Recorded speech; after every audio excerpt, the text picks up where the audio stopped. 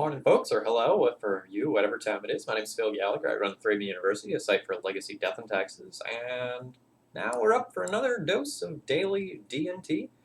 Just as a heads up, this is the last week of daily D&T that is currently funded. So if you're interested in supporting daily D&T and keeping it going, check out the description for how to support it.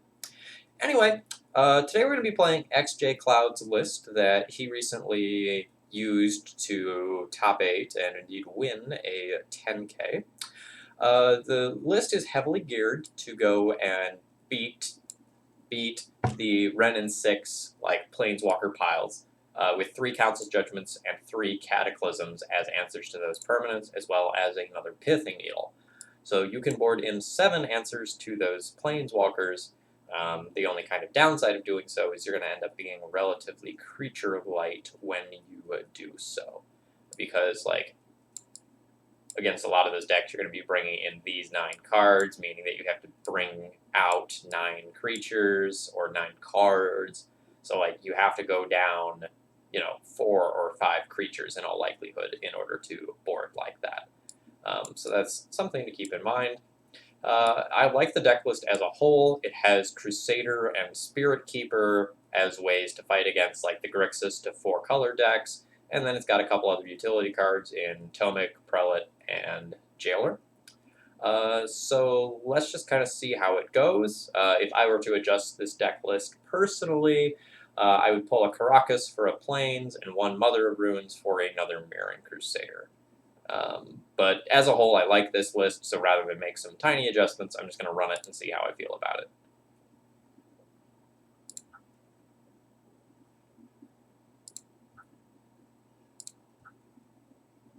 Let's fight. So earlier today for me, although probably about a week ago for you, I played a D&T League and went an unimpressive 2-3. Taking some losses to difficult matchups and a very strange burn deck that featured like Sulfuric Vortex, Pyrostatic Pillar, and Black Vice. It was really quite cool. I'm going to try to get a hold of that deck list.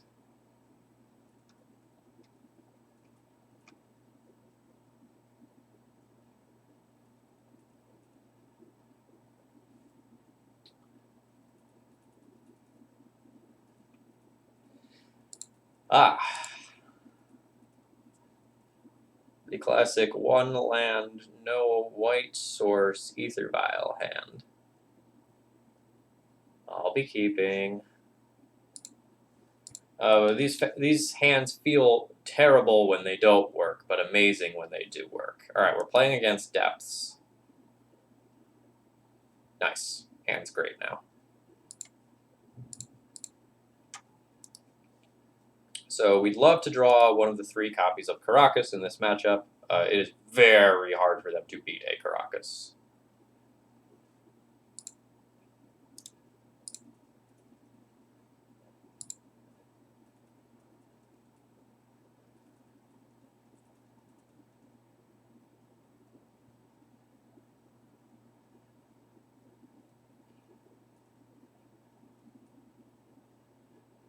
So holding up the Conley Garden could be indicative of an end-of-turn crop rotation. For Dark Depths, then they can go like land Hexmage, produce a Merit Lodge, and I die to that. So I think rather than play a Stoneforge, which is kind of medium in the first place, I'm just going to play out a Wasteland and pass. Because I think if I get my Vial to 3 and have this Flicker Wisp active, it'll be very hard for me to lose.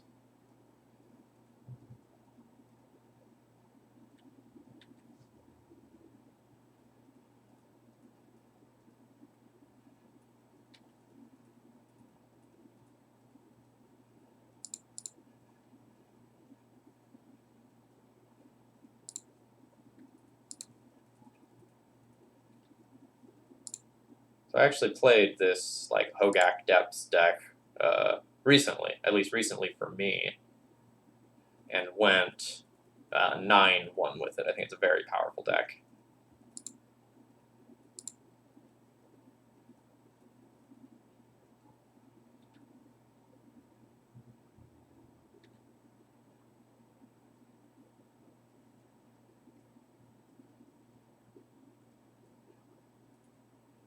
Wow, they're giving me the opportunity to waste the thespian stage?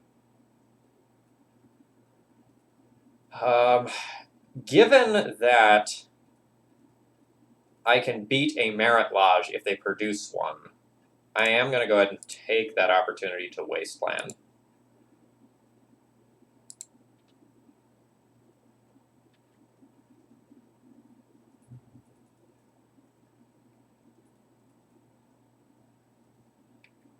Alright, so that's their game.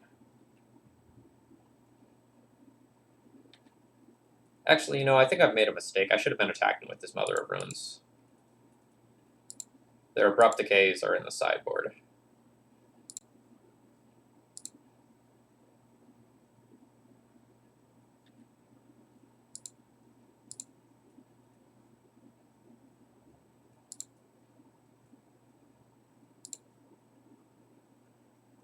Nice.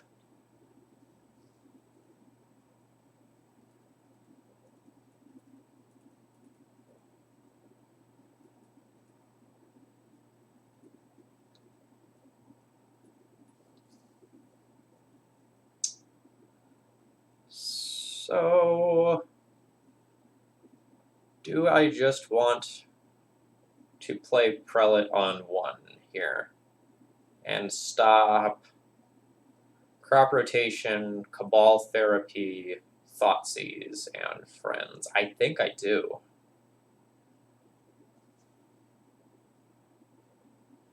Because my hand is just so strong.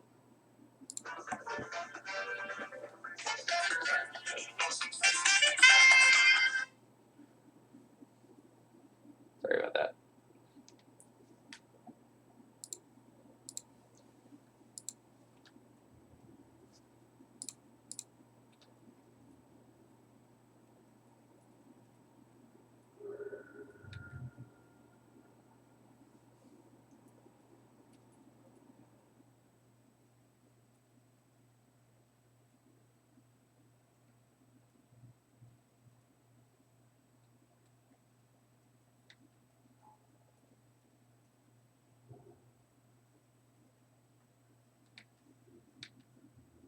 This is a little bit inconvenient.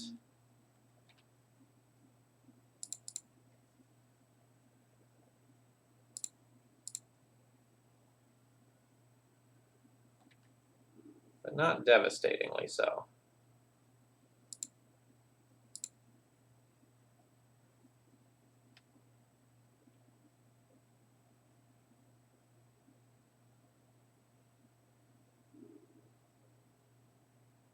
Alright, so you're just going to produce a Merit Lodge right now.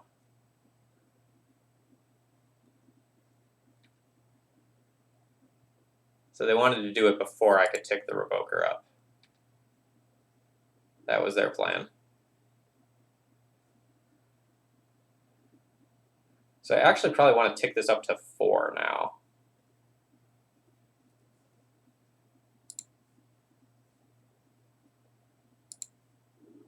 I thought this was going to end up being much harder. Like, I thought my opponent was going to play a little more patiently, use their Hex Mage to, like, knock my Vial off 3 so I couldn't Flicker Wisp, and then make my life relatively horrible. This plant has no power. So let's not crash in with the Stoneforge.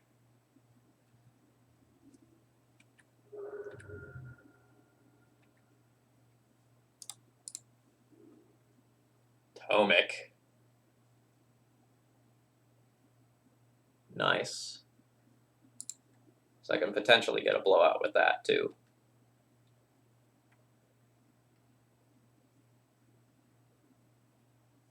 What is this?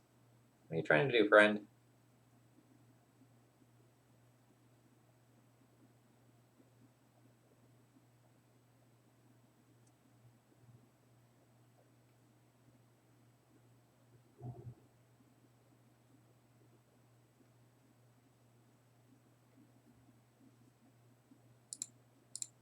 Nice.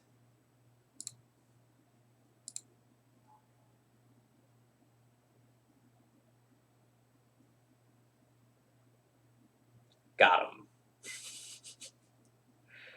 So the way this works is essentially this can't be the target of the Thespian stage / snow-covered swamp, and so it fizzles upon activation. It fizzles upon resolution. We're very well suited to fighting this matchup. So we'll probably play Path, Rest in Peace for sure. Probably will still play Surgical. Like, wastelanding a piece and then extracting it is very good. Specifically, if I can get a Depths into the graveyard, that's great. Council's Judgment and Chalice of the Void are things that I can consider but don't necessarily need. So, like, what's bad? Because most of our deck's good. The equipment package is kind of medium.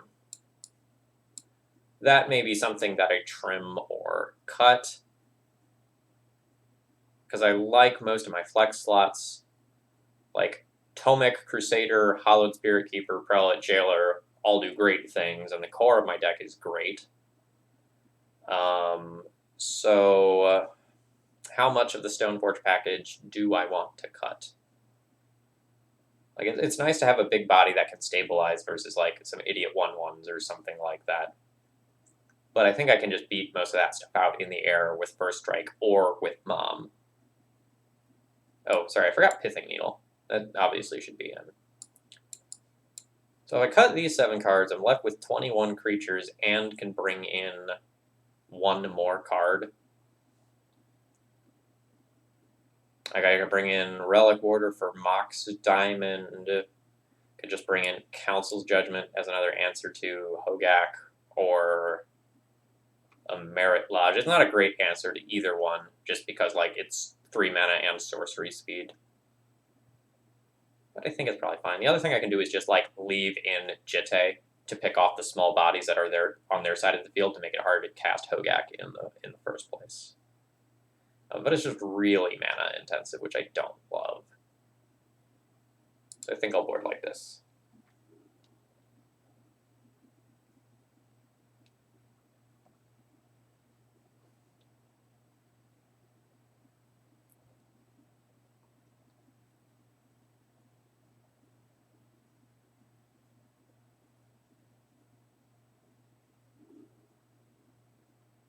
This hand is great.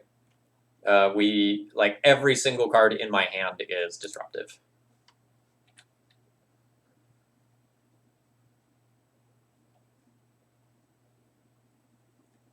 And I have ways to attack every piece of the opponent's deck.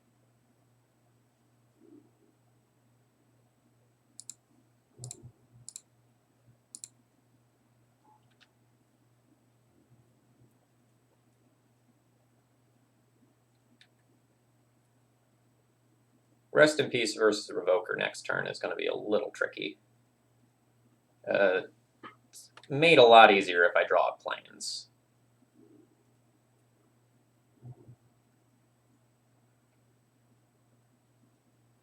Ooh, a Dark Blast.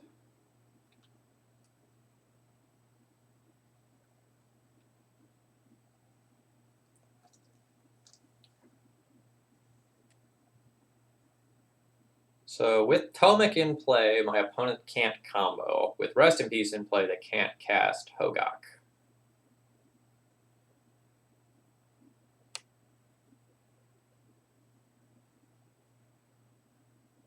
They can end of turn Dryad Arbor, then play like a Colony Garden and still be pretty far off it.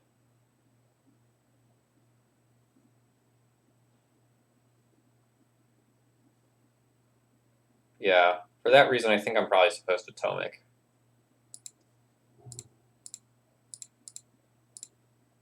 And then follow it up with Rest in Peace and Wasteland next turn.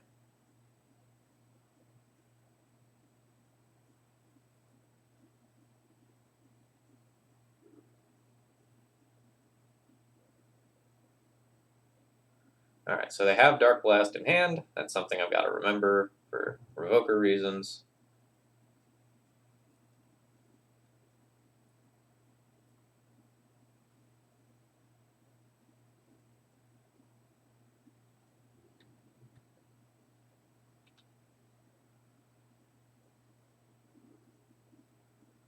Felt it was a very good draw as well.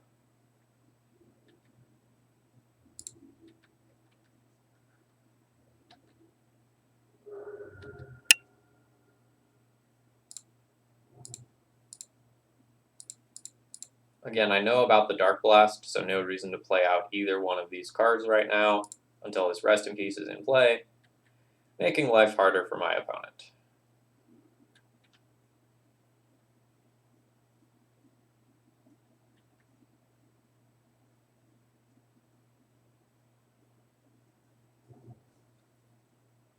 Alright, you have some Thespian stages.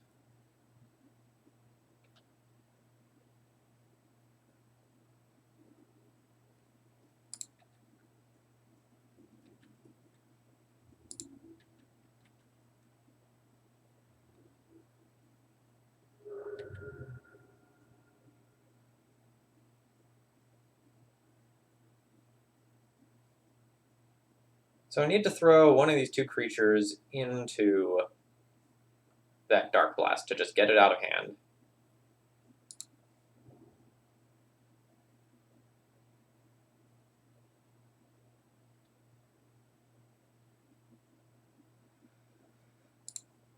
I think I'm just going to throw Revoker under the bus here.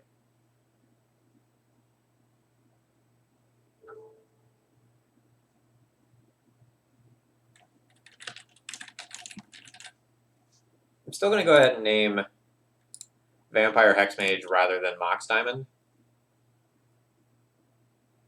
because I just want to have the greatest degree of redundancy possible for my hate.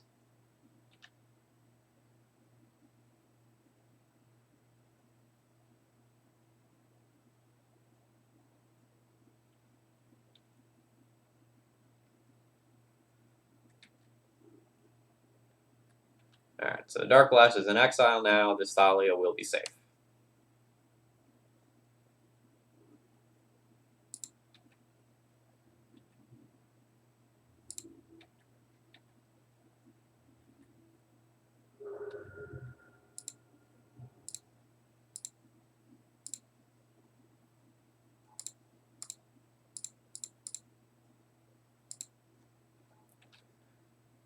So my only loss when I was playing the Hogaak Depths deck was to a deck that had repeated access to like Caracas and Wasteland, as well as some other disruptive elements. And Death and Taxes is a deck that can like attack its lands, can attack its mana, can answer the Merit Lodge token, can attack the graveyard. It attacks from enough angles to really put a hurt on that deck.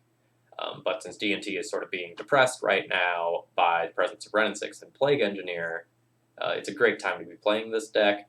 Although I think if Death and Taxes is popular, this deck becomes unplayable. All right, hope you guys enjoyed. See you tomorrow.